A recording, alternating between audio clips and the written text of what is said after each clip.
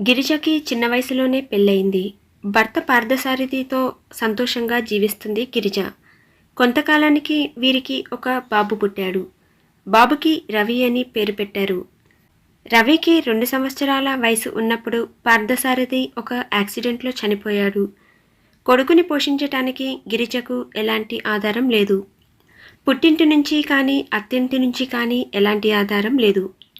కొడుకుని పుట్టింట్లో వదిలేసి ఇంకో పెళ్లి చేసుకోమని ఎంతోమంది సలహా ఇచ్చారు. కానీ గిరిజ అందుకు ఒప్పుకోలేదు. తన కొడుకుని తానే పెంచుకుంటాను అని చెప్పింది. ఎవరి మీద ఆధారపడకుండా కూలి పని చేసుకుంటూ కొడుకుని పోషిస్తుంది గిరిజ. కొడుకుకి మంచి చదువులు చదివించాలని అనుకుంది గిరిజ. అందుకే ఊర్లో ఉండే గిరిజ సిటీకి మకాం మార్చింది. గిరిజ పెద్దగా చదువుకోలేదు. అయినా కొడుకుని చదివించాలి అన్న కసితో సిటీకి వచ్చింది. గిరిజ ఇళ్లల్లో వంట పని చేస్తూ జీవనం సాగించేది.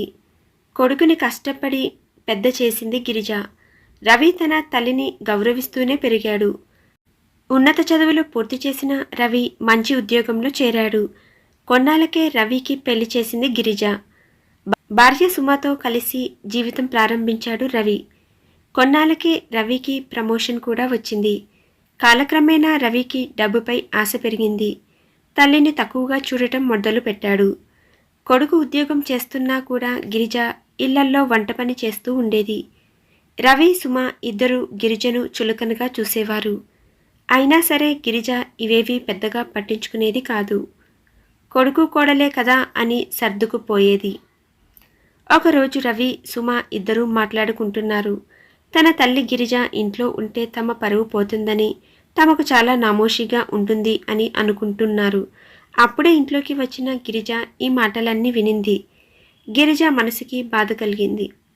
ఎన్ని మాటలు అంటున్నా కూడా తల్లి ఇంట్లో నుంచి వెళ్ళిపోవడం లేదు అనుకున్నాడు రవి. సుమ కూడా అత్తగారిని ఎప్పుడూ ఏదో ఒక మాట అంటూ ఉండేది. కొన్నాళ్ళు రవి తల్లితో మాట్లాడటం కూడా పూర్తిగా మానేశాడు. అయినా సరే గిరిజ ఇంట్లో నుంచి వెళ్ళలేదు. ఇలా చేస్తే ఉపయోగం లేదు, నేరుగా మాట్లాడమంది సుమ. భార్య మాటలు విన్న రవి ఒకరోజు తల్లితో మాట్లాడాడు. అమ్మా, నువ్వు మా దగ్గర ఉండటం నాకు ఇష్టం లేదు. నీ వల్ల మా పరువు పోతుంది. నువ్వు మాతో ఉండటం వల్ల నేను చాలా నామోషిగా అనుకుంటున్నాను. నువ్వు ఇంట్లో ఉండటం వలన నా ప్రెస్టేజీ కూడా తగ్గిపోతుంది అన్నాడు రవి. రవి మాటలకు గిరిజ కొడుకుని ప్రేమగా చూసి, రవి, ఇకపై నీకు నా ప్రవర్తన వల్ల ఎలాంటి సమస్య రాదు. మనం మంచి మనసుతో ఉండాలి అని చెప్పింది గిరిజ. కొడుకు ప్రవర్తనలో మార్పు కోసం ప్రయత్నం చేసింది. తన తండ్రి మరణం తర్వాత ఎలాంటి కష్టాలు ఎదురయ్యాయి చెప్పి కొడుకు మనసు మార్చాలని ప్రయత్నించింది గిరిజ. కానీ రవి తన తల్లి మాటలు వినడానికి కూడా ఇష్టపడలేదు. దయచేసి మమ్మల్ని వదిలి వెళ్ళిపో అని అన్నాడు రవి. అప్పుడు గిరిజ, నాకు నువ్వు తప్ప ఎవరూ లేరు రవి. నీకోసమే నేను బ్రతికి ఉన్నాను. ఇప్పుడు నిన్ను వదిలి నేను ఎక్కడికి వెళ్ళిపోవాలి అని అడిగింది గిరిజ. నువ్వు ఇల్లు వదిలి వెళ్ళకపోతే మేము ఈ ఇల్లు వదిలి వెళ్ళిపోతాము. నువ్వు ఒక్కదానివే ఉండు అని తల్లితో కోపంగా అన్నాడు రవి. కొడుకుని ఇబ్బంది పెట్టడం ఇష్టం లేక గిరిజ గుండె నిండా బాధతో కొడుకు ఇల్లు వదిలి వెళ్ళిపోయింది. గిరిజ తన స్నేహితురాలు సరోజతో తన కష్టాలను పంచుకుంది. రవికి డబ్బు పిచ్చి బాగా పట్టింది అని బాధపడింది సరోజ.